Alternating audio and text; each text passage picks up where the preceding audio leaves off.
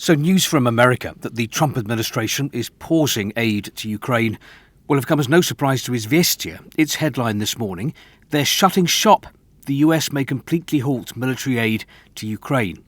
But in contrast, for US-Russian relations, it's full speed ahead. The two sides have had 2 rounds of talks in Saudi Arabia and Turkey. Preparations for a Putin-Trump summit have reportedly been accelerated, and there are media reports that the White House has ordered the State Department and Treasury to come up with a list of sanctions that can be eased as part of talks with Russia on Ukraine.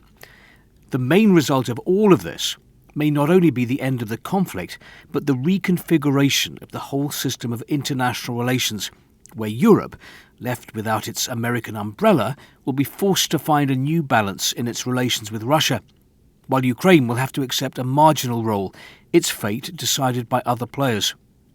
This opinion piece by the vice-rector of the Russian Foreign Ministry's Diplomatic Academy is dismissive of Sunday's London summit. The statements made at the end of the London summit about billions more for Ukraine and certain initiatives for deploying European peacekeepers to the conflict zone not only show that the old world, with a few exceptions, is under illusions, it's a sign of the deep crisis in the Western camp, where, alas, the US doesn't possess its former influence over countries that have always been satellites of Washington.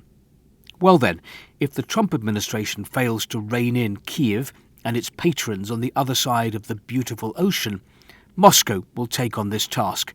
We may not have as much patience as the leaders in Washington, but we do have Oreshnik and Kinzhal missiles and other useful tools for forcing peace. One way or another, we will help our American partners to get their negligent homunculi, artificial little humans, to the negotiating table. How diplomatic of the Diplomatic Academy. Let's just pause a moment to consider that paragraph. So, America is now Russia's partner, and this Russian diplomat is threatening force to help America to get truculent Ukraine and Europe to the negotiating table. Komsomolskaya Pravda says this about President Macron's idea of a 1-month truce. In which magical dream did Starmer and Macron see that Russia could agree to that and that America would support it? The headline here: Trump wants Zelensky to return on his knees. Political scientist Fyodor Lukyanov believes that Europe will realise that betting on Ukraine is too risky and that there is no alternative to submitting to senior partners in Washington.